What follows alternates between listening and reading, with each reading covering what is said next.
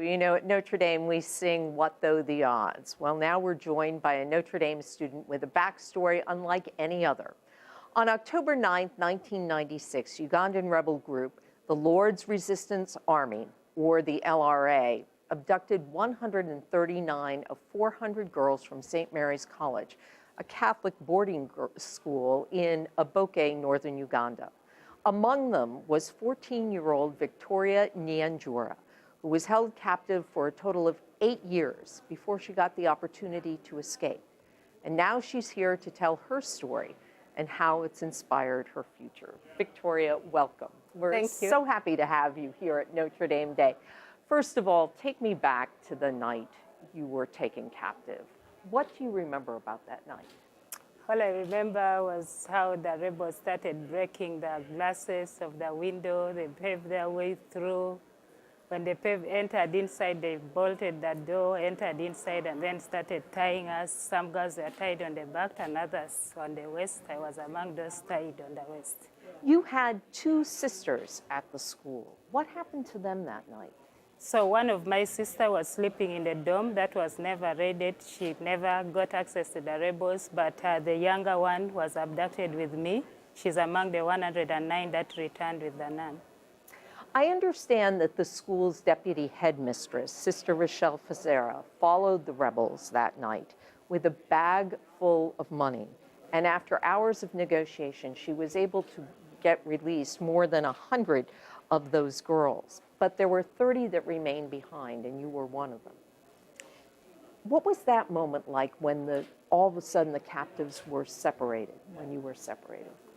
It was horrible, because we didn't know we would remain, but one thing that happened as she talked to us, we started crying and they started beating us. So it was that bad moment ever. What did Sister Rochelle say to you before she left? She had a short statement. She was like, girls, I love you all. Remember to always pray. I'll continue to pray for you and I'll follow you wherever you will be as long as I still live. Have you heard from Sister Rochelle since that time, since that night? No, it's my prayer that one day I get to meet her, hug her, and say thank you for what she did.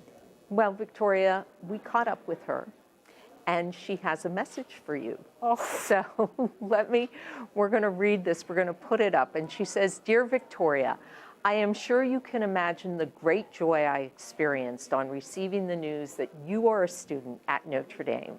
I cannot express it in words. I praise and thank the Lord for his goodness and love for you and all of us. I thank him for the gift of your life, your safety, and your return. I entrust you to him to continue taking care of you. You and your companions have always been and are in my heart and in my prayers. I congratulate you, and I am very proud of you. I love you very much, and I will always be in communion of prayer and deep affection with you. Sister Rochelle, how does it feel to hear from her after all this time? You've made my evening. Thank you so, so much. I'm grateful. I can't believe, actually, maybe you gave me the message. Oh, those are answered prayers. You were in captivity for 8 years. You had 2 children during that time, and then you escaped. How did you escape? So it was just an abrupt thing. Thought of escaping with a colleague. We left immediately, and I carried one child on my back, the other one on carried my son here, and we left.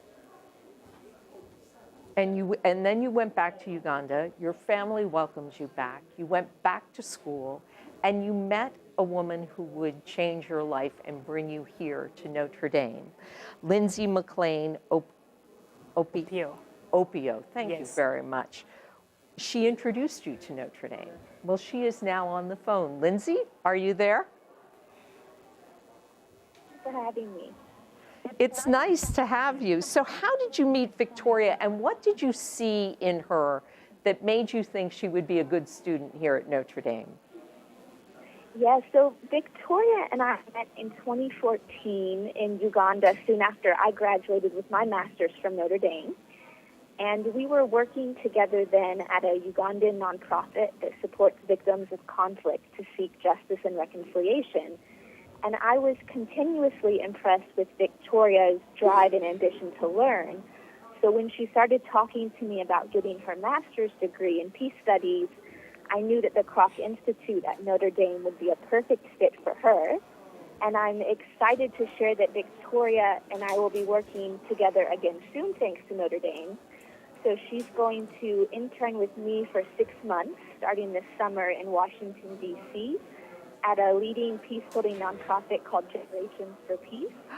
And we already have 3 Notre Dame alumni on our staff and are so pleased to be welcoming Victoria to our team soon.